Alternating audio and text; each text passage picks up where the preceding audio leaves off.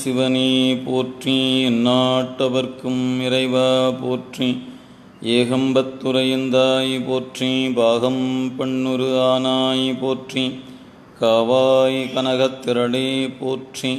கைலை மலையானே போற்றி போற்றி. அரைசனே என்பர்க்கடியனேனுடைய அப்பனே ஆவையோடு ஆக்கை புரை புரை கணிய புகுந்து நின்றுருக்கி பொய்யிருள் கடிந்தமைச் சுடரே திரைபெறா மன்னும் அமுதத்தொன் கடலே திருப்பெருந்துறை உரை சிவனே உரை உணர்விறந்து நின்று உணர்வதோர் உணர்வே யான் உன்னை உரைக்குமாறு உணர்த்தே. சைவத்தின் மேல் சமயம் வேறு இல்லை, அதில் சிவமாம் தெய்வத்தின் மேல் தெய்வமில்லெனும் நான்மறை செம்பொருள் வாய்மை வைத்த சீர்திருத்தேவாரமும் திருவாசகமும் உய்வைத்தரச் செய்த நால்வர் ஒற்றாள் எம் உயிர்த்துணையே. கல்லார் நிழல் மலை வில்லார் அருளிய பொல்லார் இணை மலர் நல்லார் புனைவரே. எல்லாம் அல்ல மாதொரு பாகம் நோக்கி மண்ணு சிற்றம்பலத்தே ஆதியும் முடிவுமில்லா அற்புத கூத்தாடுகின்ற சிவகாம சுந்தரி எம்மையுடன் ஆகிய ஞானப்பெருங்கூத்தருடைய திருவடி தாமரைகளை மனமொழி மெய்களாலே வணங்கி மகிழ்ந்து நந்தம் பெருமக்களாகிய நாயன்மார்களுடைய திருவடி தாமரைகளையும் அடிநாயேனை இச்சென்னரில் ஆற்றுப்படுத்திய அருகுருநாதருடைய திருவடிகளையும் ஆசிரிய பெருமக்களுடைய திருவடிகளையும் இந்த இனிய நேரத்தில் மனமொழி மெய்களாலே வணங்கி மகிழ்ந்து இணையத்தின் வாயிலாக திரு களிற்றுப்படியாராகிய ஞான நூலினை சிந்திப்பதற்காக இணைந்திருக்கின்ற அன்பர் பெருமக்களுடைய திருவடிகளுக்கு பணிவான வணக்கங்களை உரித்தாக்கி கொண்டு நாம் கடந்த வகுப்பில் 37வது பாடலை சிந்தித்து நாம் நிறைவு செய்திருக்கின்றோம். இந்த ஞான நூலினை கற்பகம் கல்லூரியினுடைய உரைநூல் கொண்டு நாம் பார்த்து கொண்டிருக்கின்றோம். அந்த வகையில் அந்த நூலில் 181வது பக்கம் பாடல் 38வது பாடல் தொடங்குகிறது. அந்த பாடலிருந்து இன்றைய சிந்தனை சிந்திக்க முற்படுகிறோம். சித்த விகாரம் அறுத்தல் என்பது பாடலுடைய தலைப்பாக இருக்கிறது. இந்த சித்த விகாரம் அறுத்தல் என்பதற்கு அடைப்புக்குறியில் துறவு என்று பொருள் செய்திருக்கிறார்கள். பாடலை நாம் பார்க்கலாம். எத்தனையோ தத்துவங்கள் எவ்வவர் கோட்பாடுடைய அத்தனையும் சென்று அங்கு அளவாதே சித்தம் எனும் தூதுவனை போக்கி போய் தூக்கற்ற சோதிதனில் பாதிதனை கும்பிடலாம் பார். சித்தம் எனும் தூதுவனை போக்கி போய் தூக்கற்ற சோதிதனில் பாதிதனை கும்பிடலாம் பார். இந்த பாடல் என்ன பொருள் சொல்லுகிறது? 4 கருத்துக்களை சொல்லுகிறது. ஒன்று, சித்த விகார கலக்கம் ஒரு செய்தி. 2வது, ஞானத்தால் கலக்குறுதல். 3வது, திருவடியில் அழுந்தி நிற்றல். 4வது, மனப்பற்று அறுதல் என்று 4 செய்தியை இந்த பாடல் நமக்கு சொல்லுகிறது. அந்த வகையில் நாம் இதனுடைய விரிவு கருத்தை பார்க்கலாம். தத்துவங்கள் பற்பல மதங்களில் பலவாறு பேசப்படும். சமய நெறிகளில் தத்துவங்கள் என்பது ஒவ்வொரு சமயம் ஒவ்வொரு வகையாக எண்ணிக்கையிலேயே மாறுபடுகின்றன என்பது நாம் அறிந்த ஒன்று. ஆகையால் தத்துவ விசாரணை செய்பவன் சமயங்கள் தோறும் தத்துவங்கள் வேறுபட்ட எண்ணிக்கையை கொள்வது பற்றி மயங்கல் ஆகாது. எனவே இப்போ நமக்கு உலகாயுதம் 4 சொல்லுகிறது, சமணம் பௌத்தம் போன்ற நெறிகள் 5 சொல்லுகிறது, 24 வரை நிறைய சமயங்கள் கோட்பாடுகளை வரும்பொழுது இது இவ்வாறு அமையப்பெறுகிறன்னு பார்க்கிறோம். எனவே அவ்வாறு மயங்கல் ஆகாது என்பதனை மயங்கல் ஆகாது என்றார். கழிக்கத்தக்க தத்துவங்கள் எத்துணையானால் என்ன? நீங்கள் கொள்ளத்தக்கதாக இருந்தால் நீங்கள் ஒவ்வொன்றாக வைத்துக்கொள்ளலாம். கழிக்கத்தக்கது எத்தனையாக இருந்தால் என்ன? மதவாதிகளின் தத்துவ பூசலில் தலையிட்டால் மனக்கலக்கமே விளையும். தத்துவத்தை பற்றிய நிலைகளில் ஒரு கலக்கம் விளையும். மனக்கலக்கத்தால் தெளிவு விளையாது. இதனாலேயே தத்துவமானது தன் வழி நின்றிடில் வித்தகனாகி விளங்கி இருக்கலாம் என்றனர் திருமூலர். எனவே தத்துவ நிலை சமயவாதிகள் தத்தம் மதங்களே அமைவதாக அரற்றி மலைந்தனர் என்பது நம்முடைய மணிவாசக பெருமானுடைய திருவாக்கிலும் நாம் பார்க்கிறோம். எனவே அந்த வகையில் ஒவ்வொரு சமயத்தில் நுழைந்து இது இதை சொல்லுகிறது, இதை சொல்லுகிறது என்று எண்ணிக்கைகளுடைய வேறுபாடுகளை ஆராய்ந்து பார்த்தீங்கன்னா என்ன முடிவு வரும் அப்படின்னா மனக்கலக்கமே விளையும் என்பது தெளிவு. அதனால் சொல்ல தத்துவங்களின் பலவா என்பதனை எத்தனையோ தத்துவங்கள் என்று கூறி காட்டியுள்ளார் ஆசிரியர். இந்த பாடல் தொடங்கும் போதே எத்தனையோ தத்துவங்கள் என்றுதான் பாடல் தொடங்குகிறது. மதங்கள் தோறும் கூறப்படும் தத்துவ எண்ணிக்கையில் மனத்தை செலுத்தி மயக்கம் எய்தல் வேண்டா என்பார். எவ்வவர் கோட்பாடுடைய அத்தனையும் சென்று அங்கு அளவாதே. ஒவ்வொரு தத்துவங்களும் ஒரு சமய நெறிக்குள்ளே போய் இதில் என்ன சொல்லப்படுது, இதில் என்ன சொல்ல என்று பார்த்து நீ அதுக்குள்ளே போய் தடுமாற வேண்டாம் என்று சொல்கிறார் என்றார். தடியால் அடிப்படுதல் போல்வது தத்துவத்தால் மொத்துருவது என்று ஒரு எடுத்துக்காட்டு சொல்கிறார். எனவே தடியால் அடிபடுவது போல்வது தத்துவத்தால் மொத்துருவது என்று குறிப்பிடுகிறார். சமயங்கள் தோறும் தத்துவ பலப்பட பேசப்படும் என்பதை திருமந்திரக்காரர் 90 பொது என்பர் ஆகின்ற 6 அரும் செய்வர் தத்துவம் ஆகின்ற 4 வேதாந்தி வைணவர்க்கு ஆகின்ற 4 5 மாயாவாதிக்கே என்ற கூறுதல் காணலாம். இதில் மாயாவாதிக்கு 5 25, பிறகு வைணவருக்கு 24, அதுக்கப்புறம் 4 7 32 என்று சொல்லக்கூடிய 7 4 28 என்ற வகையில் வேதாந்திக்கு 28மாக அரும் சைவருக்கு 36 என்றும் நம்முடைய சைவ நெறியில் சொல்லப்படும். எனவே என கூடுதலை இதனால் தத்துவ குப்பையிலே எனவும் பெரியோர் இழித்துரைக்கலாயினர். சமய நெறிக்குள்ள இவ்வாறு அந்த தத்துவ அடிப்படைகளை வைத்து கொண்டு பேசுகின்ற பொழுது 5 6 10 இப்படியெல்லாம் பலவாறு எண்ணிக்கைகளில் சொல்லக்கூடிய நிலை அதான் இங்கே எடுத்துக்காட்டு. எனவே அதை ஒருவாறு எடுத்துக்கொண்டால் ஒவ்வொன்றையும் ஆராய்கின்ற பொழுது நம்முடைய காலம் அதிலேயே கடந்து போயிடும். நீங்கள் இன்றைக்கி பொதுவாக ஒரு வழிபாட்டு நெறிக்கு எப்பொழுது வருகிறீர்களோ அப்பொழுது தத்துவ விசாரணை என்று எடுத்துக்கொண்டு என்னென்ன சமயங்கள் என்னென்ன சொல்லுகின்றன ஒன்றொன்றாக எடுத்து படித்து அதனுடைய முடிவு என்ன, இதனுடைய முடிவு என்று நீங்கள் அறிந்து அதிலிருந்து ஒரு தெளிவு பெற்று அதை விட்டு வெளியே வந்து திரும்ப அடுத்த சமய நெறிகளை படிக்கும்போது நம்முடைய காலம் இந்த புத்தகங்களை படித்து ஆராய்வதிலேயே போயிடும். அனுபவம் என்ன வரும் அப்படின்னு கேட்டால் ஒரு அனுபவம் இல்லாமல் போய்விடும் என்பது தான் இங்கே சொல்லப்படுகிற உண்மையான கருத்து. அதாவது சொல்ல தூதன் ஒழுங்கான முறையில் நடந்து கொண்டால் அரசருக்குள் போர் இராது. ஒரு நாட்டில் இருக்கக்கூடிய தூதன் அவன் தன்னுடைய செயலை முழுமையான தனக்குரிய கடன் எதுவோ அதை ஒழுங்காக செய்தால் போர் ஏற்படாது, அமைதி நிலவும். தூதன் கலகம் செய்வானாயின், அந்த தூதன் என்பவன் கலகம் செய்வானாயின் குழப்பமும் சண்டையுமே குடிகொள்ளும். இது தூதனுடைய இலக்கணமாக பார்க்கிறோம். அதனால் ஆதலால் தூதனை முன்னம் நேர்மை உறுத்தல் நன்றா. இதனாலேயே சந்தி விக்கிரகங்கட்கு செல்வாரது தன்மை என்ன தூது என்னும் சொல்லுக்கு பொருள் கூறலானார். எனவே சந்தி விக்கிரகங்களுக்கு செல்வாரது தன்மை என்று தூது இலக்கணத்தை நம்முடைய நூல்கள் சொல்லுகின்றன என்று பரிமேர் அழகருடைய உரை மேற்கோள் காட்டுகிறார். எனவே தூது என்னும் சொல்லுக்கு பொருள் கூறலானார் பரிமேர் அழகியார். மன்னரை சேர்ந்து ஒழுகல் தூதனின் பண்பா. ஒரு தூதன் மன்னனை சேர்ந்து ஒழுகுதல் அவனுடைய பண்பு. இறைவருக்கு உறுதி பயப்பதே தூது. எனவே இறைவருக்கு தூது உறுதி பயப்பதே தூது. தூய்மை, அதுக்கப்புறம் துணைமை, துணிவு, மெய்மை என்னும் இயல்புகள் தூதனிடம் துலங்க வேண்டும். எனவே அவனிடத்தில் வெளிப்படையாக தெரிதல் வேண்டும் என்று சொல்கிறார். இவ்வாறே நம் சித்தமானது விசுவத்தின் தூதனாகி நம்மை பக்குவப்படுத்த முயலாமல் வாதனைப்படுத்தவே முயல்கிறது.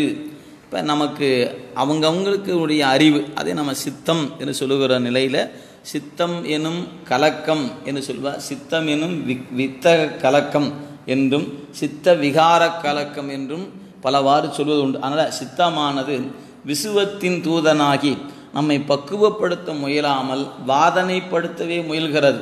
உயிருக்கு இதமானவை நினைந்து இணங்கி வாழுமாயின் இதமே விளையும்.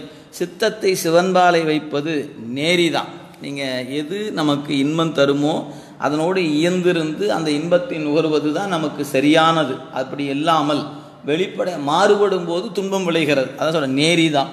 சித்தம் ஒருங்கின் சிவம் வெளிப்படும். இங்கனம் ஒருங்கி வாராத சித்தத்தை ஞானத்தாலே ஒழித்தால் கலக்கம் நீங்கும். இக்கலக்கம் இன்னது என்பதை வைத்த நீதி பெண்டீர் மக்கள் குலம் கல்வி என்னும் பித்த உலகில் பிறப்போடு இறப்பு என்னும் சித்த விகார கலக்கம் தெளிவித்த வித்தகத்தேவர் என்னும் திருக்கோத்தும்பியால் அறியலாம். இப்போ எது சித்த கலக்கம், எது விகாரம் என்று சொன்னால், நாம் சார்ந்திருக்கக்கூடிய உடலால் பெற்றிருக்கிற உறவுகள் வழியாக நம் அறிவுக்குள் ஏற்படுகிற ஒரு கலக்கம். அதான் சொன்னார், பெண்டீர் மக்கள் குலம் கல்வி என்னும் பித்த உலகில் பிறப்போடு இறப்பு என்னும் சித்த விகார கலக்கம். இப்போ எது சித்த விகார கலக்கம்? பிறப்பும் இறப்பும் சித்த விகார கலக்கம். இது எதனால்? இந்த உலகம் பித்த உலகாக இருப்பது. இந்த பித்த உலகு எதில் பித்தா இருக்கிறது அப்படின்னு கேட்டால், வைத்த நிதி பெண்டீர் மக்கள் குலம் கல்வி என்னும் பித்த உலகு. இதில் ஒவ்வொருத்தரும் ஒன்றை பிடித்து அதில் மயங்கி கிடக்கக்கூடிய நிலையில் இந்த பித்த உலகில் பிறப்போடு இறப்பு என்னும் சித்த விகார கலக்கம். அப்போ இறைவன் எனக்கு என்ன செய்தான் அப்படின்னு கேட்டால், என்னுடைய அறிவின் கண்ணே இருந்த கலக்கத்தை தெளிவுபடுத்தினான். இப்போ குரு உபதேசம் என்ன செய்தது அப்படின்னு கேட்டால், இந்த உடம்போடு கூடிய வாழ்க்கையின் உண்மையை சொன்னதுனால என் அறிவுக்குள்ளே இருந்த கலக்கம் காணாது போயிற்று. ஏன்?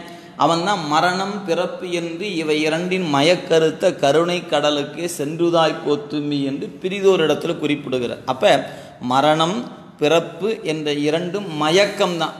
அந்த மயக்கத்தை அறுத்த கருணை கடலுக்கே சென்றுதாய் கோத்தும்பி என்று அருளியிருப்பது தான் இங்கே குறிப்பிடுகிறார். எனவே சித்த விகார கலக்கம் தெளிவித்த வித்தகத்தேவர் என்னும் திருக்கோத்தும்பியால் அறியலாம். உள்ளம் பிற நினைப்பின் ஊன் சுவை ஓராது என்பர். நீங்கள் உள்ளத்தில் சாதாரண உணவு சாப்பிடும்போது நெஞ்சில் ஏதாவது ஒரு நினைப்பு இருந்துச்சுன்னா, நீங்கள் வெளியே சாப்பிடுகிற உணவுப் பொருளுடைய சுவையை அந்த உயிர் உணர்வதில்லை. அது சொல்றார், உள்ளம் பிற நினைப்பின் ஊன் சுவை ஓராது என்பர். அதனால் நம்முடைய நல்ல நூல் அறிந்திருக்கக்கூடியவர்கள் உணவினுடைய இன்றியமையாமை, அதாவது உணவே மருந்து அப்படின்னு சொல்லக்கூடிய கருத்தை ஆழமாக சிந்திச்சு பார்த்தீங்கன்னா, உணவு எடுத்துக்கொள்ளும்போது தொலைக்காட்சி போன்றவற்றை பார்க்க வேண்டாம், அல்லது பேப்பர் படிக்காதீங்க. ஏன்? சாப்பிடும்போது என்ன சாப்பிட்றோம் அப்படின்னு உங்கள் அறிவுக்கு தெரியணும். அப்போ தான் நம்முடைய உடம்பிலிருந்து நாளங்களிலிருந்து சுரபிகள் அதுக்குரிய அவெல்லாம் சுரந்து அந்த உணவை செரித்து கொடுப்பது நம் உடம்புக்கு தேவையானதெல்லாம் அப்போ தான் கிடைக்கும். எனவே நம் உடம்பிலேயே இறைவன் அதுக்குரிய கொடையை நமக்கு கொடுத்துருக்கிறான். ஆனால் நாம் என்ன பண்ணுகிறோம் அப்படின்னு கேட்டால், நம்ம பெரும்பாலும் ஒரு தொலைக்காட்சி போட்டு டிவி பார்த்துக்கிட்டு என்ன சாப்பிட்றனே தெரியாமல் உட்காந்து சாப்பிடுகிறோம். அப்போ அந்த உணவுப் பொருள் உள்ளே போகும்போது அதை செரிப்பதற்கான அந்த நம்மகிட்ட உடம்பில் இருக்கக்கூடிய அந்த உமிழ்நீர் உங்களுடைய அறிவுக்குள்ளே நாம் என்ன பொருள் சாப்பிட்றோம் அப்படிங்கிற நினைப்பு இருந்தால் தான் சரியாக இருக்கும். அதனால் உணவுக்கே நீ என்ன சாப்பிடுகிறாய் என்கிற உணர்வு வேண்டும் என்று சொன்னால், அதான் சொல்றார், எனவே உள்ளம் பிற நினைப்பின் ஊன் சுவை ஓராது என்பர் சிவஞானியர். சித்த விகாரம் தொலைப்புண்டால் சிவஞானம் சித்திக்கும். எப்போ உன்னுடைய அறிவுக்குள்ளே இந்த கலக்கம் தெளிவிக்கப்படுகிறதோ, எனவே சித்த விகாரம் என்பது தொலைந்து போகுமானால் உனக்கு சிவஞானம் சித்திக்கும். இந்த ஞானம் சிவசக்தியா, இந்த ஞானமே சிவசக்தி என்று சொல்வது. இந்த சக்தி ஒரு பாதி சிவனா. இந்த சிவஞானம் சொல்லுகிறோம், அந்த சிவஞானத்து ஒரு பாதி சிவனாம். ஆதலால் அவன் திருவடியில் அழுந்தி நின்றால் பிரபஞ்ச தத்துவம் தாக்குறாது. எனவே நீங்கள் சிவஞானம் கைவர பெறுகின்ற பொழுது அதில் இறைவரும் இறைவியுமாக இரு கூறாக இருக்கக்கூடிய நிலையில் அதில் அழுந்து நிற்கும்போது இந்த பிரபஞ்ச வாதனை, உலகத்தினுடைய செயல்கள் உங்களுடைய அறிவை தாக்காது அப்படிங்கிறார். அது எதுபோல், நீங்கள் ஒரு அங்கி தம்பனம் செய்ய வல்லாருக்கு நெருப்பு சுடாதிருப்பது போல என்று ஒரு உதாரணம் நீங்கள் நினைவில் வைத்துக் கொள்ளலாம். அதுபோல் அப்படின்னு. எனவே வள்ளல் நினைவார்க்கு ஊழ் மனத்து வாரா. எனவே வள்ளல் நினைவார்க்கு ஊழ் மனத்து வாரா என்பது உறுதி உரை. இறைவன் கருத்து வழி நின்று சித்தத்தனை பிரபஞ்ச வழி செல்ல ஒட்டாமல் நாம் ஒழுகின் முழு முதல்வன் ஞானமாகிய பயனை தானே நல்குவன். நம்முடைய அறிவை இந்த கருவி வழியாக செலுத்தி உலக வயப்படாமல் திருவருள் வயப்படும் பொழுது அதான் சொல்றார். எனவே அந்த வகையில் சொல்ற ஞானமாகிய பயனை தானே நல்குவன்.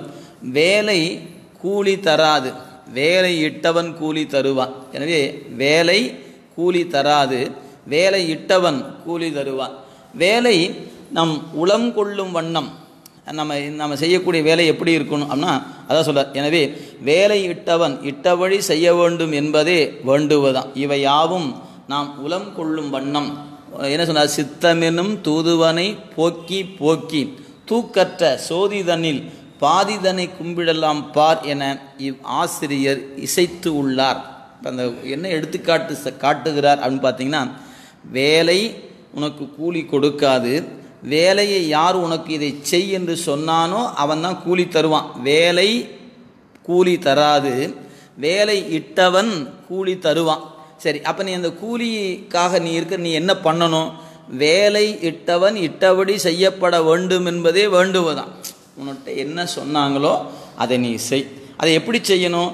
நேர்த்தியாக, அதை உன்னுடைய கடமையோடு அதை நீ செய்ய வேண்டும். அதனால் நம்முடைய நூல்களில் என் கடன் பணி செய்து கிடப்பது என்று அறிவுறுத்தினார்கள். எனவே பெருமான் நமக்கு கொடுத்திருப்பது இதை நாம் செய்ய வேண்டும் என்று அந்த ஒருமைப்பாடோடு அந்த பணியை செய்யணும் அப்படின்னு அறிவுறுத்துகிறார். அதனால தான் இங்கே சித்தமெனும் தூதனை என்ன பண்ணும்? போக்கி போய் தூக்கற்ற சோதிதனில் பாதிதனை கும்பிடலாம் பார் என இவ்வாசிரியர் இசைத்துள்ளார். சித்தம் ஒருக்குதலை போக்கி என்ற சொல் தெரிவிக்கும். எனவே இதில் மனத்தை ஒருமுகப்படுத்துதல் என்பதை ஒரு சொல் குறிப்பிடுகிறது. போக்கி என்ற சொல் தெரிவிக்கும். ஆதியும் அந்தமும் இல்லா அரும்பெரும் சோதி ஆதலின் தூக்கற்ற சோதி என்றார். பாடல்ல இறைவனை சொல்லும்போது தூக்கற்ற சோதி என்பது தொடக்கமும் இறுதியும் இல்லாத சோதி என்பதை குறிக்கக்கூடிய பொருள். சிவஞானம் பிராப்தி உண்மையை சோதிதனில் பாதிதனை என்பதனால் அறிவித்துள்ளார்.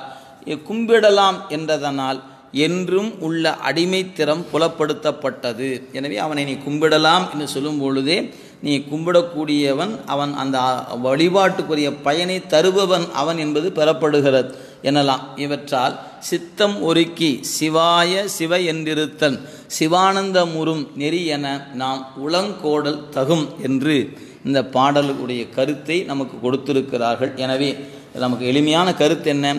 தத்துவங்கள் எத்தனையோ இருக்கின்றன.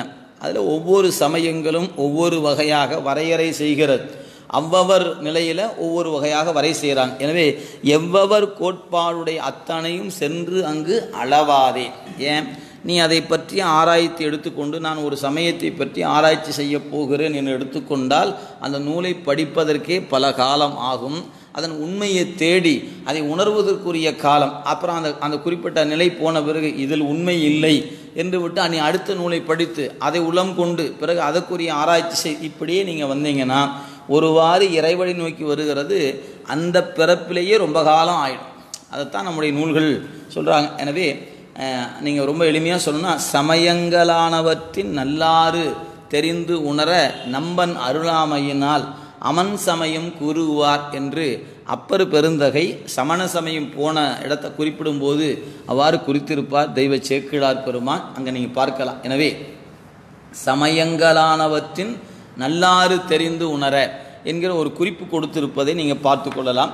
எனவே நமக்கு சைவம் என்கின்ற நெறிக்கு நாம் ஆட்பட்டு இருக்கிறோம். இது எல்லாவற்றையும் உள்ளடக்கி இருக்கக்கூடியது. இதனுடைய ஆழம் அறிந்தால் போதுமே அன்றி நான் இந்த சமயம் என்ன சொல்லுகிறது, அந்த சமயம் என்ன சொல்லுகிறது, அதை இப்படி ஒவ்வொன்றாக எடுத்து படித்து ஆராய்ந்து அதன் வழியில் போய் அதனுடைய முடிவு என்ன அப்படின்னு கேட்டால் அதில் பயன் இல்லை என்று திரும்பி வரும் பொழுது நம்முடைய காலம் கடந்து போயிடும். இப்போ நீங்கள் ஒன்றொன்னா படித்து வந்து கடைசியாக ஒரு 50-60 வயசுக்கு பிறகு சைவம்னு ஒன்று இருக்குதுன்னு வந்தோம்னா, சரியை இருக்குது, கிரியை இருக்குது, யோகம் இருக்குதுன்னு போனால் சரியை செய்வதற்கும் உடல் ஒத்துழைப்பு கொடுத்தா தானே சரியை என்கிற பணியை செய்ய முடியும். நீங்கள் எல்லாம் கடந்து வந்து இறைவன்கிட்ட வரும் பொழுது, ஐயா என்னால் நடக்க முடியாதுங்க, எனக்கு இந்த தூசுனா கொஞ்சம் அலர்ஜி, அப்புறம் எனக்கு இதுனா கொஞ்சம் கஷ்டங்க, என்னால் ரொம்ப நேரம் நிற்க முடியாது, இப்படி ஒன்றும் நான் நீ உழவாரம் போய் ஒன்று பண்ணுப்பான்னு சொன்னால் எப்படி நீங்கள் உழவாரம் செய்வீங்க? அப்போ உடல் போதிய அளவு நல்லா இருக்கக்கூடிய காலத்திலேயே நீங்கள் சைவத்துக்கு வந்தால் தானே உடலால் செய்யக்கூடிய பணியை செய்ய முடியும்.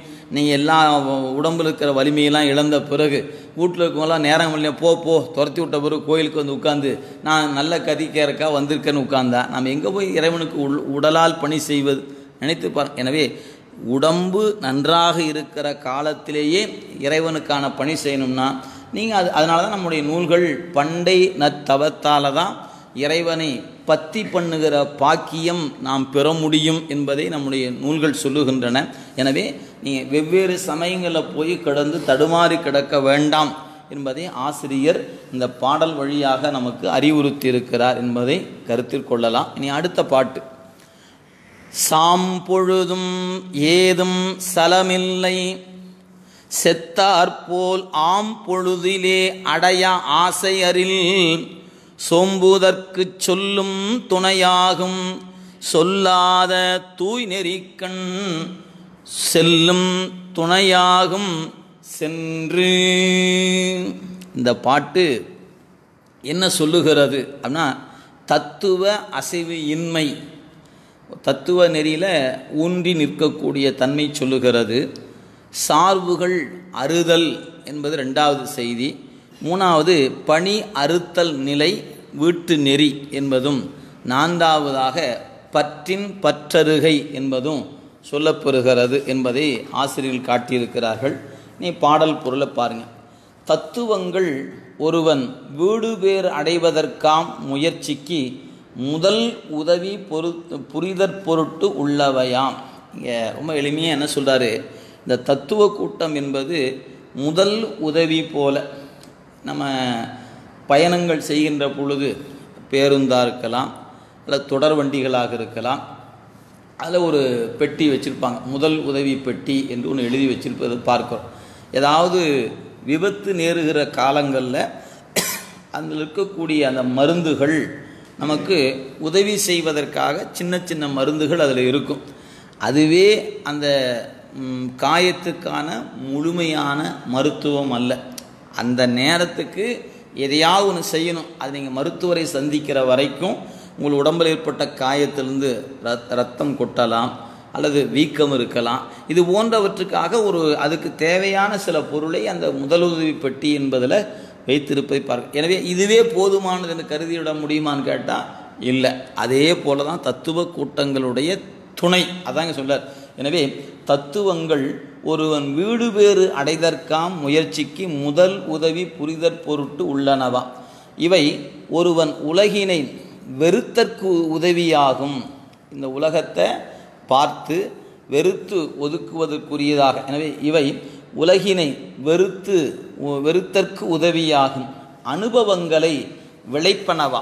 நீங்கள் உலகத்தை கண்டு வெறுத்து ஒதுக்குவதற்கான அனுபவத்தை தருவது அப்படின்னு குறிப்பிடுகிறார். எனவே ஒருவன் உலகினை வெறுத்தற்கு உதவியாகும் அனுபவங்களை விளைப்பனவாம். நீங்கள் ஒரு உலக நாட்டத்தில் இருப்பவர்கள் எவ்வளவு புகழ் பெறுவதாக இருந்தாலும் எங்கேயாவது ஒரு பக்கம் ஒரு சலிப்பும் ஒரு வெறுப்பும் ஏற்படும் பொழுது அதை விட்டு விலகி நிற்பதை நாம் பார்க்கிறோம். அதான் சொல்றார். எனவே அந்த அனுபவங்களை விளைவிப்பது இந்த தத்துவ சேர்க்கை. இவ்வுயிர் சொல்றார், இவ்வுவர்ப்பே கெடுதல் எனப்படும். சார்பு இருவகைப்படும். நமக்கு ரெண்டு வகையான சார்பு அதில் சொல்றார். எனவே ஒருவன் உலகினை வெறுத்தற்கு உதவியாகும் அனுபவங்களை விளைவிப்பனவாம். எது? இந்த தத்துவ கூட்டம். இவ்வுவர்ப்பே இந்த வகையான உவர்ப்பு கெடுதல் எனப்படும். சார்பு இருவகைப்படும். அவை மனைவி மக்களாகிய உயிர் சார்பும் மனை செல்வம் முதலான பொருள் சார்பும் ஆம். எனவே நீங்கள் நூலில் சொல்லும் பொழுது இப்போ ரெண்டாக பிரித்து கொண்டார். இங்கே தருகிற உரையாசி என்ன பண்ணார்? உயிர் சார்பு உடல் சார்பு அப்படி ரெண்டாக வைத்து கொண்டார். அதில் மனைவி மக்கள் முதலானவர்களை உயிர் சார்பாகவும், அதாவது அதை வகை சொல்லார். ஏன்னா அவங்க அறிவு பொருளாக இருப்பதனால உயிர் சார்புன்னு சொல்லார். நீங்கள் உயிருக்கு சார்புன்னு நினச்சிடக்கூடாது. இங்கே உயிர் பொருளாக இருப்பதனால் உயிர் சார்புங்கிறார். மனை செல்வம் முதலான பொருட்சார்பு. இச்சார்புகள் மென்மேலும் பிறப்பை உண்டாக்கும் திறத்தன ஆகும்.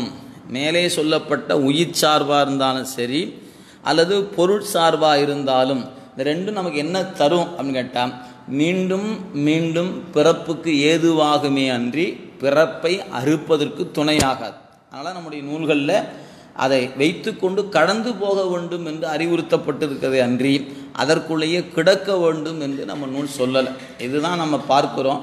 அதை நீங்கள் மென்மையான ஒரு அடிப்படை, இறைவன் மீது அன்பு வளர்கின்ற பொழுது இவற்றின் துணையால் அவற்றை கடந்து போகலாம். அதுதான் அடிப்படையாக நாயன்மார்கள் அதைத்தான் செய்திருக்கிறான். தன் வாழ்நாளில் இறைவன் மாட்டு அன்பு கொண்டார்கள். அந்த அன்பு முதிர்ந்த பொழுது அவன் அடியாரிடத்தில் அன்பு கொண்டாங்க. அந்த அன்பை தன்னுடைய இல்லத்தில் இருக்கக்கூடிய மனைவி மக்களோடு கூட இருந்து தொண்டு புரிதலிலேயே தங்களை ஈடுபடுத்தி கொண்டார்கள் என்பதை பார்க்கிறோம். அப்போ அந்த தொண்டுக்கு இடையூறு என்று ஒன்று வரும் பொழுது, அது மனைவியாக இருந்தாலும் மக்களாக இருந்தாலும் அதையெல்லாம் ஒரு பொருட்படுத்தாது அதை கடந்து சென்றிருப்பதை நம்முடைய நாயன்மாருடைய வரலாற்றில் நம்ம பார்க்கிறோம். அதனால தான் உயிர் சார்பு பொருட்சார்பு ரெண்டு சார்பு, இந்த ரெண்டு சார்புமே நமக்கு பிறப்பை தரக்கூடிய சார்பு அப்படி குறிப்பிடுகிறார். எனவே சொல்றார், எனவே பிறப்பை உண்டாக்கும் திறத்தன ஆகும். ஆதலால் இவற்றை அறவே விட்டொழித்தார் நீத்தார் எனப்படுவர். வள்ளுவ பெருமான் நீத்தார் பெருமை என்று ஒரு அதிகாரமே கொடுத்திருக்கார். யார் நீத்தார்? இந்த உயிர் சார்பும் உடற்சார்பையும் விட்டவர்கள் தான் நீத்தார் என்று பேர். நாமெல்லாம் நினச்சிட்டு தெரியுங்களா, நம்ம கூட இருந்தார் ஒருத்தர், இறந்து போயிட்டார், அவருக்கு ஒரு வழிபாடு செய்யும்போது அதுக்கு நீத்தார் கடன் பேர். செத்து போனவருக்கு செய்கிற வழிபாட்டுக்கு நாம் என்ன பேர் வச்சுருக்கோம்? நீத்தார் கடன். அந்த நீத்தார் வேற, வள்ளுவ பெருமான் சொன்ன நீத்தார் பெருமை என்பது வேறு. ஆக நீத்தார் பெருமை என்பது என்ன அப்படின்னு கேட்டால், இந்த உலகத்தில் இது நாள் வரை பிறந்தவர்கள் எத்துணை பேர், இன்னும் பிறக்கக்கூடிய எத்துணை பேர், இதை நீ எதாவது சொல்ல முடியுமா? சொல்ல இயலாது. எனவே அப்படி தான் இந்த துறந்தோருடைய பெருமை. எனவே சொல்ல முடியாதது பெருமை என்று சொல்லுகிற இடத்துல பிறந்த நாள் மேலும் பிறக்கு நாள் என்று சொல்லக்கூடிய வகையில் துறந்தார் துறப்போர் தொகை என்று நமக்கு எடுத்து காட்டும்போது வள்ளுவ பெருமான் துறந்தார் பெருமை துணை கூறின் இவ்வையத்து துறந்தார் சொல்லும்போது துறந்தாருடைய பெருமையை நான் சொல்ல புகுமானால் அது சொல்ல முடியுமா? ஏன்? இது நாள் வரை எத்தனை பேர் வந்தாங்க, எத்தனை போனான்னு எப்படி சொல்ல முடியாதோ அதுபோல் வையத்து இறந்தாரை கொண்டு எண்ணற்று அப்படின்னார். எனவே கொண்டு செத்து போனவனுடைய எண்ணிக்கை எப்படி சொல்ல இயலாதோ அதுபோல் நீத்தார் பெருமை சொல்ல இயலாது என்பதை வையத்து இறந்தாரை கொண்டு எண்ணற்று அப்படிம்பார். எனவே கொண்டற்று என்ற வகையில் அந்த குறிப்பு சொல்லுவாங்க.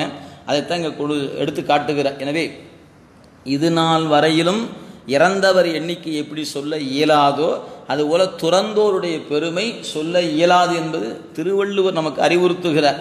ஆனால் சொல்றார். எனவே அந்த வகையில் சொல்றாரு, ஆவே நீத்தார் என்பவர் யார்? இந்த உயிர் சார்பும் பொருட்சார்பும் விட்டவர்கள் நீத்தார் எனப்படுவர்.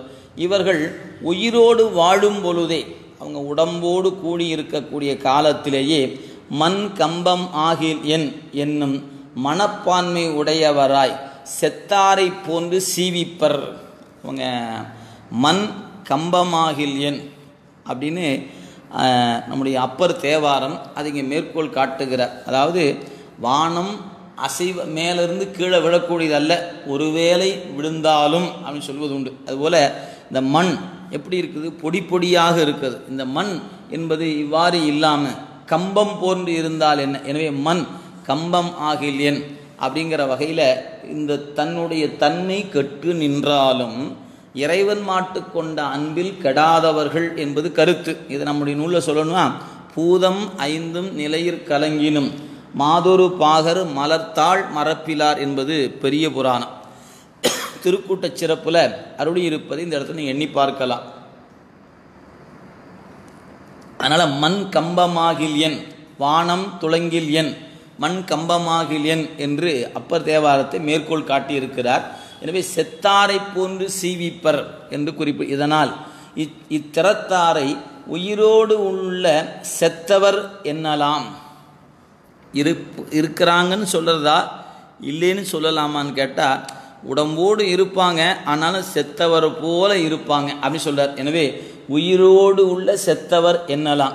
திகிரி உருட்டி உலகம் முழுதாலும் அரசர் முதலாயினாரின் மேம்பட்ட புழுக்கடையவர்கள் ஆவர் இவர்கள். எனவே இவங்க யார் அப்படின்னு கேட்டால் மண்ணை ஆளுகிற அரசரை விட புகழுடையவர்கள். அசுரர் திகிரி என்ற சக்கரம் தன் ஆணை சக்கரத்தை செலுத்தி திகிரி உருட்டி உலகம் முழுது ஆளும் அரசர் முதலாயினாரில் மேம்பட்ட புகழ் உடையவர்கள் ஆவர் இவர்கள். எனவே இந்த ஞானிக்கு முன்பாக, அதாவது உடம்போடு கூடிய வாழ்க்கையில் மண் கம்பமாகிலியன் என்று வாழக்கூடியவர்கள் எப்படிப்பட்டவங்க? உடம்போடு இருந்தாலும் உயிரற்றிருப்பது போல செத்தாரை போன்று சீவிப்பனர். அப்படிப்பட்டவர்கள் மன்னனை விட புகழ்மிக்கவராக, அரசாளுகிற மன்னனை விட புகழுடையவர்கள் என்று குறிப்பிடுவார். எனவே அதான் சொல்ல திகிரி உருட்டி உலகு முழுது ஆளும் அரசர் முதலாயினாரின் மேம்பட்ட புகழுடையவர்கள் ஆவார் இவர்கள். இவரை வள்ளுவனார் அறம் பூண்டார் என்பார். மற்றவரெல்லாம் மரம் பூண்டார்கள், இவர்கள் தான் அறம் பூண்டார் என்று காட்டுகிறார். எனவே அறம் பூண்டார் என்பார். இவர்தம் பெருமை உரைக்கும் வழி இறந்தாரை எண்ணிக்கொண்டற்று எனவும் கூறுவர். இப்படிப்பட்ட சிவஞானிகளுக்கு சரீரம் விடுதலாகிய சாக்காடு வந்து நேரிட்ட காலத்திலும் தாம் கருதி நின்ற அச்சிவஸ்வரூபமாகவே ஆகிவிடுவர். எனவே இவங்க உடம்பை விடுகிற காலத்தும் சரி, உடம்போடு கூடியிருக்கிற காலத்தும் சரி, அதான் சொல்றார். எனவே சிவரூபமாகவே விடுவர்.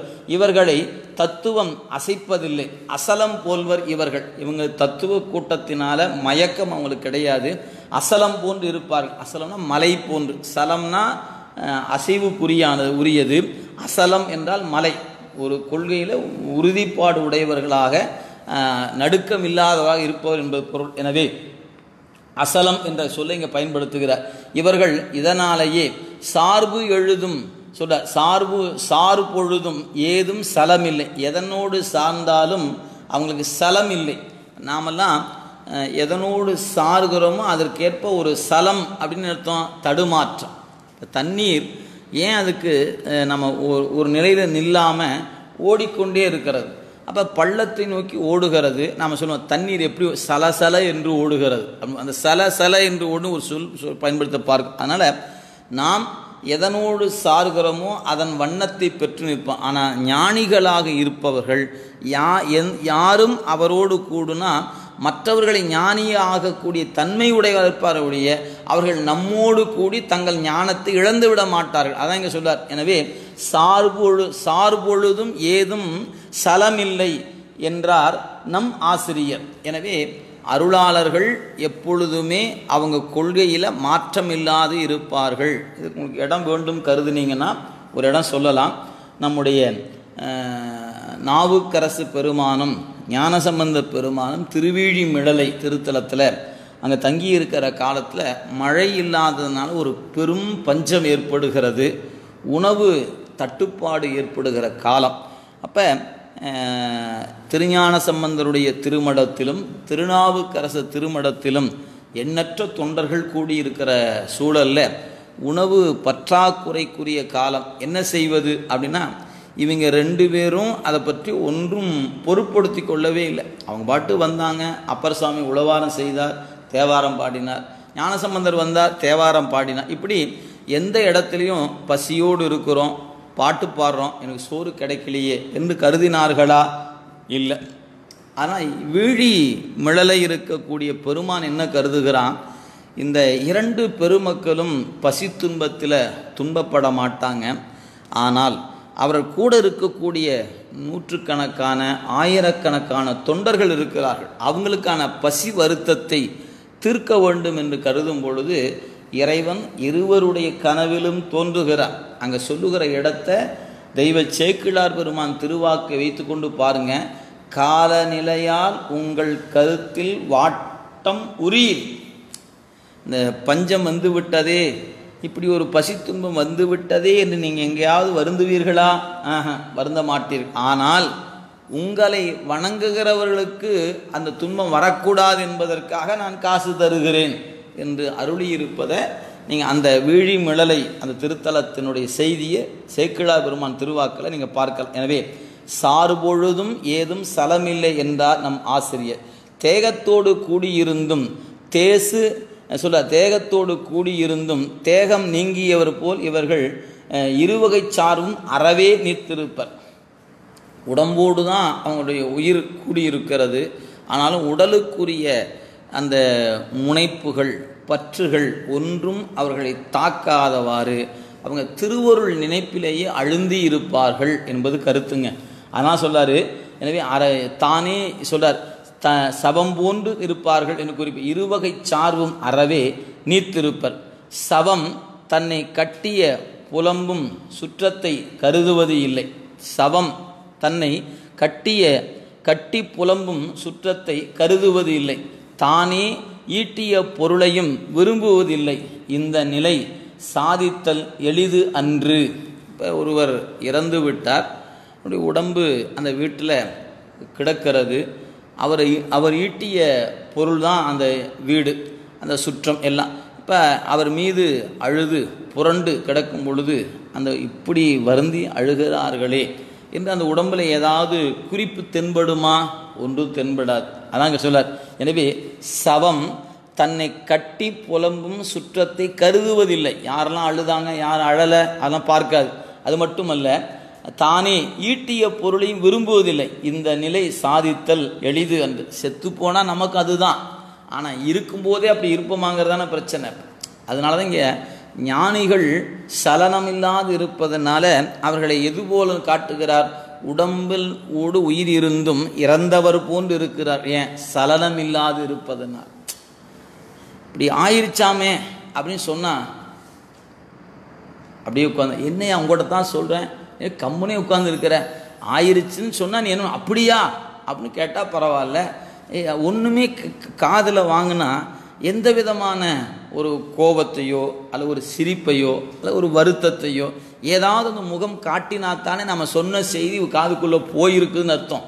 அதை விட்டுட்டு நாம் பாட்டு சொல்லிகிட்டு இருந்தால் அவர் பாட்டு இப்படி என்னையா பிடிச்சி வச்ச பிள்ளையாரு மாதிரி இப்படியே உட்காந்துக்கிறே அப்படின்னு நம்ம கேட்குறோமா இல்லையா? அப்போ அந்த ஞானி எப்படி இருப்பான் அப்படின்னு கேட்டால், இந்த புறநெறிகளில் வரக்கூடிய நிலைகளில் தாக்குறாது நிற்பார்கள்.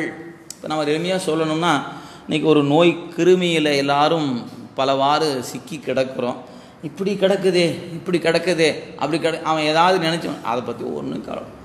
அவனுக்கு வேலை என்ன? பெருமான கும்பிடு எங்கு எழின் ஞாயிறு எமக்கேலோர் எம்பாவாய் என்று எங்கை உனக்கல்லாது எப்பணியும் செய்யற்க கங்குல் பகல் எம்கண் மற்றொன்றும் காணற்க எங்கு இப்பரிசே எமக்கு எங்கோ நல்குதியில் எங்கு எழிலஞாயிறு நோய் வந்தா என்ன போனான். அவன் பாட்டுக்கு இறைவனை நினச்சிக்கிட்டு அப்படியே ஆனந்தமாக அவன் அந்த நினைப்பிலே அழுந்தி கிடக்கக்கூடியவனைத்தான் நம்முடைய நூல்கள் சிவஞானி என்று குறிப்பிடுகிறது. அதை சொல்லார். எனவே அதான் இங்கே தருகிறார். எனவே தானே ஈட்டிய பொருளையும் விரும்புவதில்லை. இந்த நிலை சாதித்தல் எளிது அன்று. இறை அடியிலே அழுந்த பெற்றவர்க்கு இறை அருளால் இந்நிலை கைவரும். நீங்கள் அப்பர்சாமியினுடைய வரலாற்றை பார்த்தீங்கன்னா தெரியும். அந்த 81வது வயதில் பூம்புகலூரில் தன்னை உழவார படைக்கருவி கொண்டு அப்படியே புல்லும் பூடும் வெட்டி எடுக்கிறார். பொன்னும் மணியும் வைரமும் வருகிறார். எந்த விதமான கலக்கமும் இல்லாமல் தடுமாற்றம் இல்லாமல் குப்பையோடு குப்பையாக அந்த புல்லும் பூடும் எடுத்த பொழுது அவர்கிட்ட என்ன உணர்வு இருந்துச்சோ அதே தான் பொன்னும் மணியும் வந்த பொழுது எடுத்து அதை தூக்கி எறிகிறார். நீங்கள் அந்த பொன் மணிகள் மீது மயக்கமில்லாது நிற்கிறார் என்பதை அங்கே பார்க்கிறோம். அதுக்கு அடுத்த நிலை நீங்கள் பார்க்கலாம். அரம்பையர் முதலான பெண்கள் கீழே இறங்கி வந்து நாவுக்கரசர் முன்பு நின்று பல்வேறு வகையான அபிநயங்களை கொண்டு ஆடி பாடி அவரிடத்தை நெருங்கி வருகிறார்கள். நான் சிவபெருமானுடைய அடிமை என்ற இருமாப்போடு அவங்களுடைய செயல்கள் அவரை தாக்கல என்பதை அங்கே பார்க்கிறோம். இப்படி நம்முடைய நிறைய இடங்கள் நீங்கள் பார்க்கலாம். எனவே அடியார்கள் அந்த நம்முடைய நாயன்மார்கள் எப்படி இருந்தாங்க? புறச்சூழல்களுக்கு தாக்குறாதவர்களாக இருக்கிறார். நாமெல்லாம் அப்படி இல்லை. இடம் விட்டு இடம் மாறுச்சுன்னா அந்த இடத்துல என்னவோ அதுக்குரிய சார்புக்கு நாம் தன்னை போல் மாறிக்குவோம். எல்லாம் படுத்தாங்க அப்படியே இருந்துக்கலாங்க. ஏன் பெரியவங்க சொல்லியிருக்காங்க, ஊரோடு ஒட்டி வாழன்னு சொல்லியிருக்கிறாங்க. எனவே ஊர் எப்படி இருக்கோ அது மாதிரி நாமளும் போய்க்க வேண்டியதானே. நாம் ஏன் தனியாக போவானே அப்படின்னு நினச்சிட்டு என்ன பண்ணுவோம்? திருநீர் பூசிய கூட்டத்தில் இருந்தால் திருநீர் பூசி நின்றுக்குவோம். திருநீர் பூசா இடத்துக்கு போனால் அது ஏன்டா இந்த கூட்டத்தில் திருநீர் பூசியிருப்பானே, பூசாமே நின்றுக்கலாமே நின்றுக்குவோம். அதெல்லாம் பக்தி உள்ளுக்குள்ள இருந்தால் போதும், அதெல்லாம் மனசுக்குள்ளே இருக்கட்டும், வெளியே காட்ட வேண்டியது இல்லை அப்படின்னு நின்றுக்குவோம். எனவே இடத்துக்கேற்ப சூழலுக்கேற்ப மாறிக்கொள்பவர்கள் நாம். ஆனால் மாறாதவர்கள் யாரோ அவர்கள் தான் அருளாளர்கள் சிவநெறியில் நிற்பவர்கள் என்று போற்றப்பெறுபவர்கள். அதான் சொல்றார். எனவே அந்த வகையில் சொல்லாரு, ஆகையா செத்தார்போல் ஆம் பொழுதிலே அடைய ஆசை அறின் சலமிலை எனலானார் ஆசிரியர். பற்றற்ற இத்தகையோர் எச்செயலும் அற்றிருப்பர் செயல் மாண்டவர் என்பர் இவரை. சொல்றார், சகச நிற்பராக நிட்டராபராகிய இவர்களை சோம்பர் என்றும் கூறுவர். சோம்பர் அப்படிங்கிற சொல்லுக்கு உயிர் தனக்கென ஒரு முயற்சியின்றி இறைவன் திருவருள் வழியிலே நடப்பது என்று பொருள். நம்ம சோம்பல்னா சோம்பேறியா இருக்கிறோமே அந்த பொருளுங்க. சோம்பர் என்பதுக்கு பொருள் என்ன?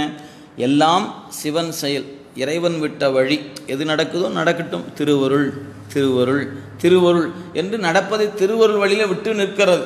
நாம் அப்படி இல்லை. திருவருள்கிட்ட வேண்டிக்குவோம், திருவருள் சொல்லிக்குவோம். நம்ம ஏதாவது துன்பம் வரும்போது ஏண்டா இப்படி சாமி பண்ணிடுச்சே அப்படிம்போம். ஏதாவது கொஞ்சம் மகிழ்ச்சி வந்துச்சுன்னா திருவருள் திருவருள் திருவருள் அப்படின்னு மகிழ்ச்சி வரும்போது திருவருள் சொல்லிக்குவோம். கொஞ்சம் ஏதாவது துன்பம் வந்துச்சுன்னா இவன் ஏன் இப்படி பண்ணுனா, அவன் ஏன் அப்படி பண்ணான், நான் அவனுக்கு என்ன பண்ணுனேன், ஏன் இப்படி பண்ணுனா அவன் அப்படின்னு அவன் மேலே தூக்கி பழியை போட்டுருவோம். நமக்கு நம்ம விருப்பப்பட்டெல்லாம் கிடச்சின்னு வச்சுக்கலேன், ஆஹா திருவருள், ஆஹா ஏன் நமக்கு மகிழ்ச்சி இருக்குது, சந்தோஷம் இருக்கிறதுனால எல்லாமே அவன் செஞ்சான் இவன் செஞ்சான்னு பார்க்க மாட்டோம். அதெல்லாம் திருவருள் திருவருள்வான். ஏதாவது அவன்ட்டு ஒரு சின்ன துன்பம் வந்துச்சுங்க, இவன் ஏன்டா அப்படி பண்ணுனா அவன், அப்போ திருவருள்னு சொல்ல மாட்டோம். ஆனால் நீங்கள் நெறியில் என்ன சொல்லணும், சரியான நெறியில் நின்றால் அதையும் திருவருள் தானே பார்க்கணும். அதுதாங்க வம்பு நமக்கு. அங்கே தான் திருவருள் என்று பார்க்க முடியாமல் தடுமாறுகிறோம். அதான் சொல்றார். எனவே அவங்க எப்படி இருப்பாங்கன்னு கேட்டால் செயல் மாண்டவர்கள், அதுக்கு சோம்பர் என்று பெயர். என்ன, எல்லாம் திருவருள் செயல் என்று கருதி நிற்பவர்கள் தான் சோம்பல் அப்படிங்கிற சொல்லு சொன்னார். சோம்புதல் என்பதுக்கு பொருள் சொல்ல தன் முனைப்பு இன்மையால் தன் முயற்சியற்று இருத்தல். இது குறித்தே சோம்பரை உகத்தி போலும் என இறைவரை கேட்கலுற்றார் பிறரும். இந்த நிலை செயற்கரிய நிலையா, எல்லாம் சிவன் செயல் என்றிருத்தலே பணி அறுத்தல். நான் எதுவும் செய்யவில்லை, என்னை இயக்குவது சிவம் என்று அந்த உணர்வில் நின்று விட்டால் பணி அறுதல் என்று அதுக்கு பெயர். அதான் சொல்றார், பணி அறுதல் நிலை எனப்படும். இது பயனில் பற்றில்லா நிலையாம். இறைப்பணி நிற்றலே இவர் இயல்பு ஆதலால் சோம்புதற்கு சொல்லும் துணையாகும் என்றார். வாக்கினால் உணரப்படாதது வீட்டு நிலை. இதற்காம் நெறியையும் அனுபவத்தால் எய்தப் பெறுவது இச்சன்மார்க்கமும் பற்றுகையின் பயனால் விளைவதே ஆம். சன்மார்க்கம் என்கிற நெறியின் பற்றுகையினால் விளைகின்ற பயன் இதுவாம். இதனில் சிறந்த பேறு வேறு இல்லை ஆதலின் சொல்லாத தூய் நெறிக்கண் செல்லும் துணையாகும் சென்று எனவும் கூறலுற்றார். எனவே சொல்லும் துணையும் சொல்லும் துணையும் செல்லும் துணையும் சொல்லும் துணையும் செல்லும் துணையும் உயிர்க்கு சார்புறுத்தலே ஆம் என்க. பற்றற்ற பரம ஞானிகளை இறைவனை பற்றி கொள்ள முற்படுதலால் சென்று என்றார். யாரெல்லாம் திருவருளை உணர்ந்து நிற்கிறார்களோ அவர்களை சிவம் தாங்கி நிற்கிறது. எனவே அந்த நாம் முன்ன பார்த்தோமே, அதாவது ஊசல் கயிறு அருந்தால் தாய் தரையாம். எனவே நா என்று சொல்லக்கூடிய அந்த ஒன்று மண்ணோடு தொடர்பு கொண்டு இருக்கும்போது அந்த மணியில் ஓசை எழாது இருக்கிறது போல, விட்டத்தில் தொங்குகிற மணியில் ஓசை இருப்பது போல என்ற உண்மையில முன்ன பார்த்தோம். அது சொல்றார். எனவே இப்பற்றுகளையும் நிலையே மெய்ஞான நிலையாம். எனவே பற்றுக்களையும் நிலையே மெய்ஞான நிலையாம். ஞானம் என்பது நிலையாமை கண்டு பொருட்பற்று நீங்கி பின் பற்றின் பற்றையும் பசையற உணக்கி அவா அற்றிருத்தலாம். ரொம்ப நுட்பமான கருத்தை எளிமையாக சொல்றார் பாருங்க. ஞானம் என்பது நீங்கள் ஞானம் பெற்றுட்டேன் ஞானம்னா என்ன, முதல்ல அதுக்கு விளக்க சொல்றார். நிலையாமை கண்டு, இந்த உடம்பு நிலையில்லாதது, இதை கண்டு உடன் மீது இருக்கிற பற்ற விடணும். நம்மகிட்ட இருக்கிற பொருள் எதுவாக இருந்தாலும், நேற்று இன்னொருத்தர் கையில் இருந்தது, இன்றைக்கி நம்ம கையில் இருக்கிறது, நாளைக்கு இன்னொருத்தர் கைக்கு அது செல்லும். எனவே நாளைக்கு அரசு அறிவித்துனா செல்லாமலும் போயிடும், இன்னொருத்தர் கைக்கும் போகவும் செய்யும், செல்லும். அரசு அறிவிச்சுனா செல்லாமலும் போயிடும். அதான் நம்ம செல்லாமல் போச்சுனாலும் போச்சு. எனவே இந்த பொருள் என்பது நிலையானது அல்ல. எனவே இந்த உடல் என்பது எப்படி மாற்றத்துக்கு உட்பட்டதோ அதுபோல நாம் வைத்திருக்கிற பொருளும் மாற்றத்துக்கு உட்பட்டது தான் என்பதை நினைவில் கொள்ள வேண்டும். அதான் சொல்றார். எனவே நிலையாமை கண்டு பொருட்பற்று நீங்கி, முதல்ல பொருள் பற்று நீங்குதல் வேண்டும். பின் பற்றின் பற்றையும் பசை அற உணக்கி, உணக்குதுன்னா வறுத்தெடுக்கிறோம் இல்லைங்களா. ஒரு விதையை அப்படியே நெருப்பில் போட்டு வணக்கணும்னா அது மீண்டும் முளைத்து வாராது. வறுத்தெடுத்த விதை மீண்டும் முளைத்து வாராது என்பது அனுபவ உண்மை. அதுபோல் நீ உன்னுடைய ஆசை என்ன பண்ணும், அதெல்லாம் வறுத்தெடுத்து விட வேண்டும். எனவே அவா அற்றிருத்தலாம். எனவே பற்றின் பற்றையும் பசையற உணக்கி அவா அற்றிருத்தலாம். இவற்றுள் நிலையாமை காணுதல் தத்துவ நீக்கம் கூறிய தூல உடம்பா என்னும் செய்யிலால் கூடப்பட்டது. முன்ன பாட்டியே அது செய்தி சொல்லிட்டார். எனவே நிலையாமை கண்டு பொருட்பற்று நீங்கி பற்று அற்றையும் அந்த சொன்ன பற்று அறக்கூடிய அந்த வகை பற்றையும் பசையற உணக்கி அவாறுத்தல், இதெல்லாம் தனித்தனியாக சொல்லிட்டார். எனவே இங்கே சொல்கிறார் என்னும் செய்யிலால் கூறப்பட்டது, தூல உடம்பாய் என்னும் செய்யிலால் கூறப்பட்டது. மனம் பற்றறுத்தல் எத்தனையோ தத்துவங்கள் இந்த பாடலால் பகரப்பட்டது. பற்றின் பற்றுகை சாம்பொழுதும் என்னும் இப்பாவினால் சாற்றப்பட்டது. இதனை அடுத்து வேண்டுங்கால் என்னும் செய்யுள் அவா அறுத்தல் விளம்பப்படும் இங்கனம் இஃதே வரும்.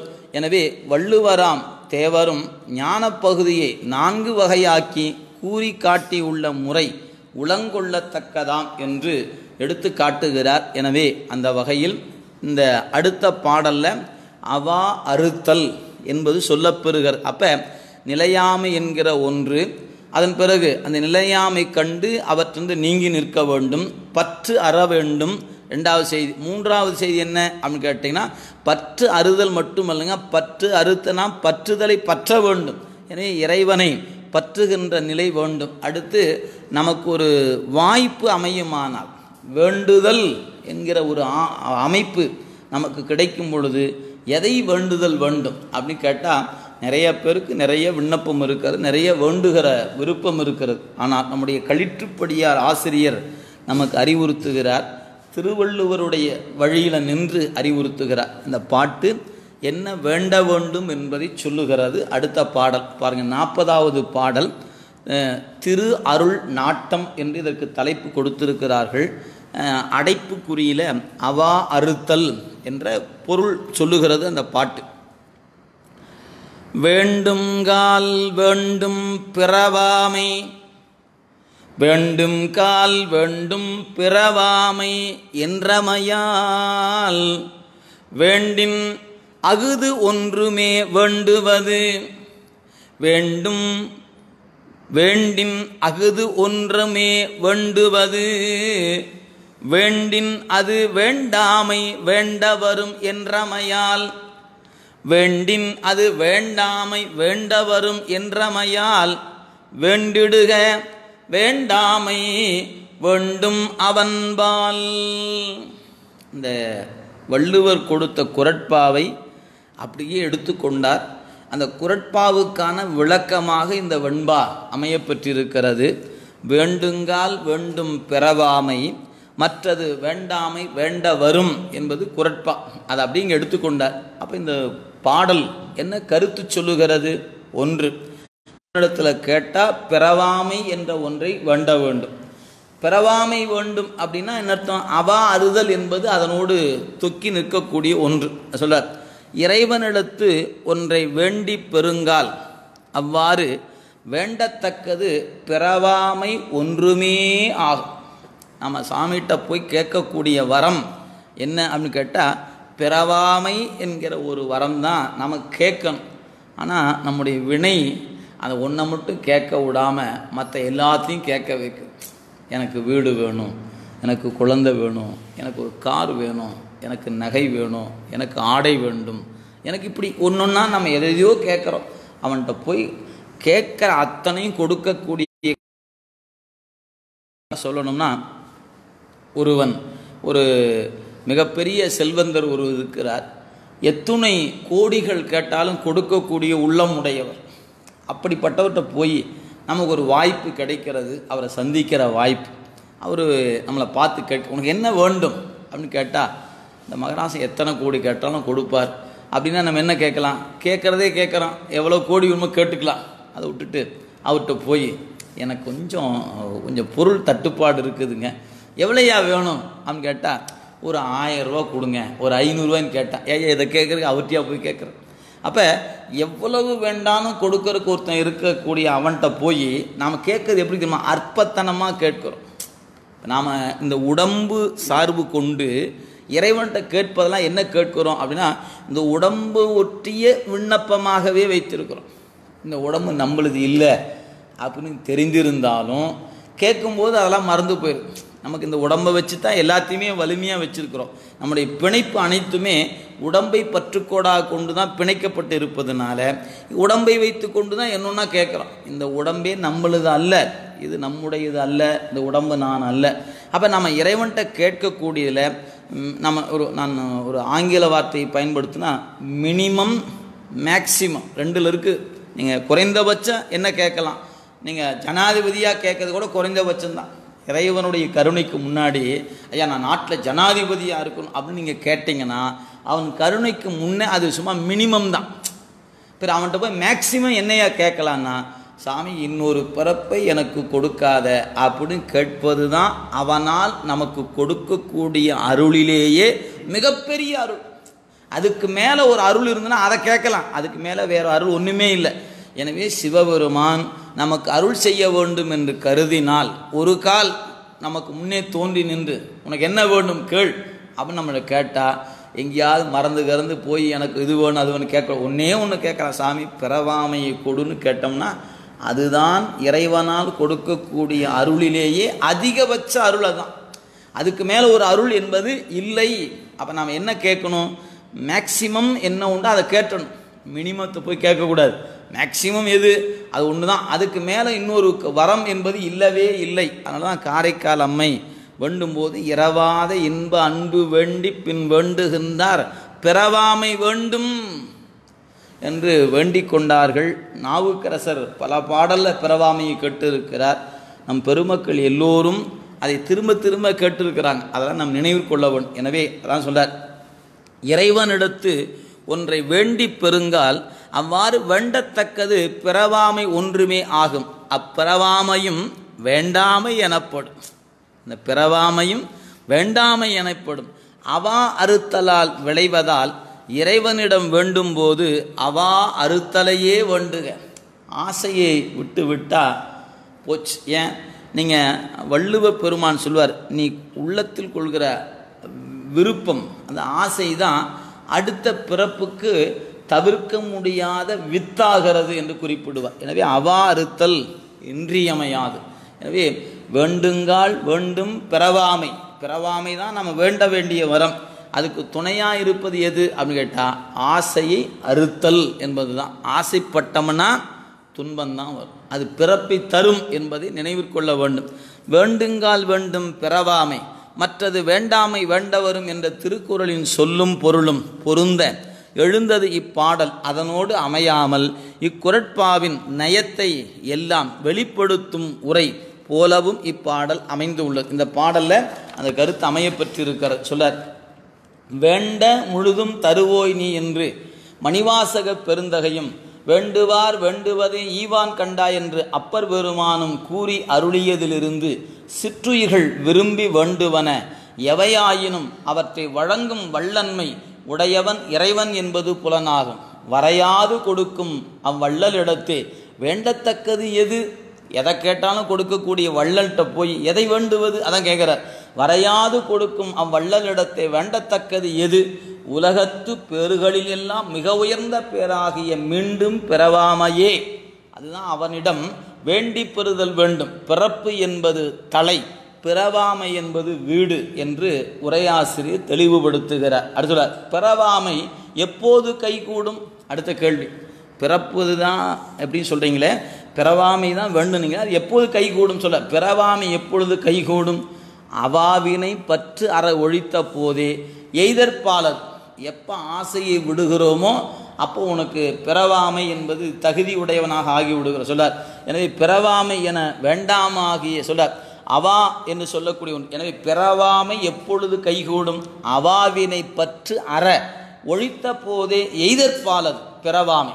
எனவே வேண்டாமையாகிய அவா அறுத்தலை இறைவனிடம் வேண்டினால் அப்பெருமான் அதனை நமக்கு நல்குவான். எனவே எந்த பொருள் மீது ஆசை வராது. எனக்கு அவா அறுத்தல், ஆசைப்படாமல் அவா அறுத்தல் வேண்டும் என்று சொல்கிறார். அறுத்தலாக அதை ஒன்றை நீ வேண்டு என்கிறார். அப்பெருமான் அதை நமக்கு நல்குவான். அதனை பெற்ற அளவிலே அதுவே பிறவாமையை நல்கும். ஆதலால் வேண்டுவதற்குரிய வள்ளலாக இறைவனிடத்து வேண்டாமையை வேண்டுக என்று இந்த பாடலில் நுட்பமாக அறிவுறுத்துகிறார். எனவே நாம் இறைவனிடத்தில் வேண்ட வேண்டிய வரம் பிறவாமை.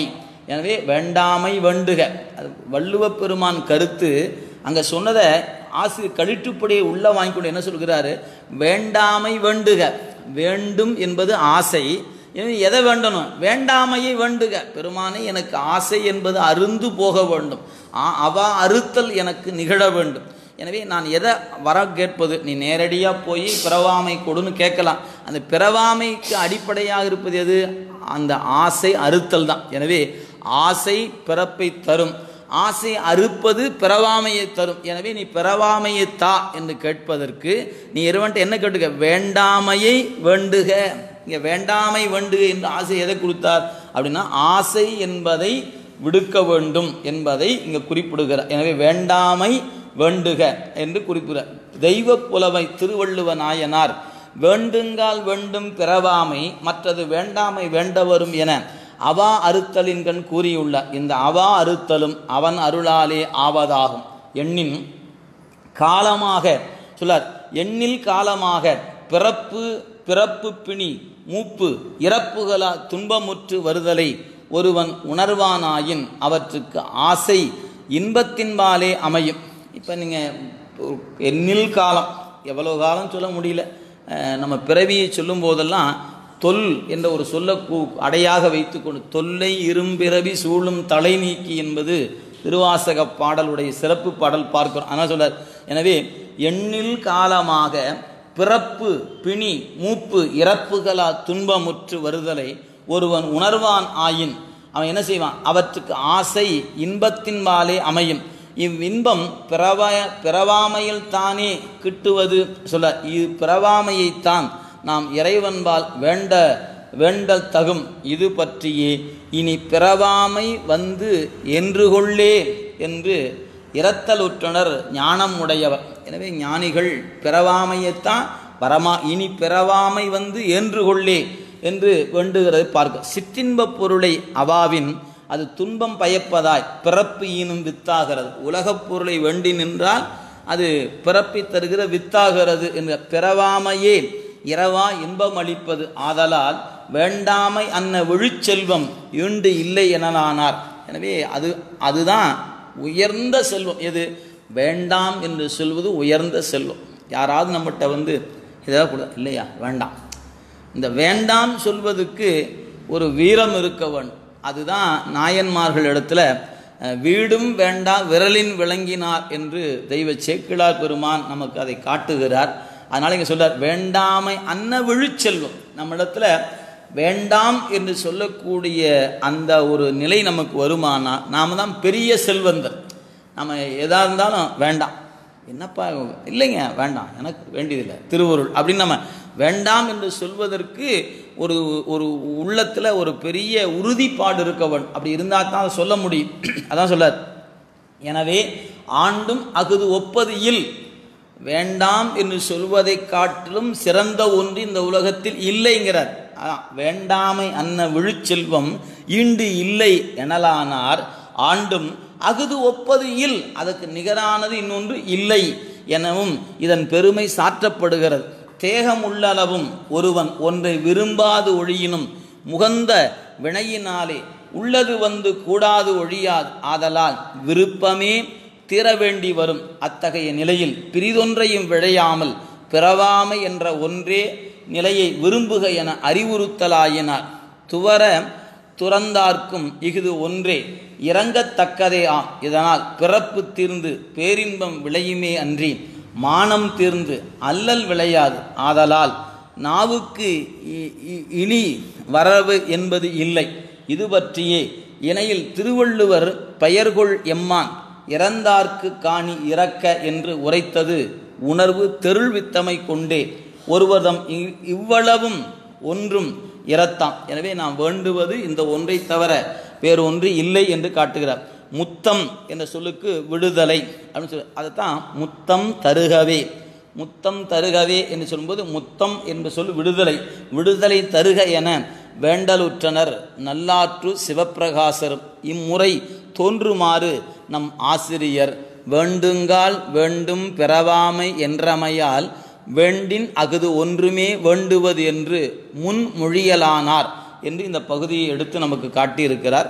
இன்னும் ஒரு பத்தி இதை பற்றி குறிப்பு இருக்கிறது, அதை அடுத்த வகுப்பில் காண்போம் என்று சொல்லி இறைவனுடைய திருவர் கருணையினால் இன்றைய சிந்தனையை இந்த அளவில் நிறைவு செய்கின்றோம். என்றும் இன்பம் பெருகும் இயல்பினால் ஒன்று காதலித்து உள்ளமும் ஒங்கிட மன்றுளார் அடியாரவர் வான்புகழ் நின்றது எங்கும் நிலவி உலகெலாம் வான்முகில் வழாது பெய்க மலிவலம் சுரக்க மன்னன் கோன்முறை அரசு செய்க குறைவிலாது உயிர்கள் வாழ்க நான் மறையறங்கள் ஒங்க நல்தவம் வேள்வி மல்க மேன்மைகள் செய்வநீதி விளங்குக உலகமெல்லாம் மேன்மைகள் செய்வநீதி விளங்குக உலகமெல்லாம் மேன்மைகள் செய்வநீதி விளங்குக உலகமெல்லாம். தென்னாருடைய சிவனே போற்றி, எந்நாட்டவர்க்கும் இறைவா போற்றி, ஏகம்பத்துரையந்தாய் போற்றி, பாகம் வெண்ணுரு ஆனாய் போற்றி, காவாய் கனகத்திரளே போற்றி, கைலை மலையானி போற்றி போற்றி.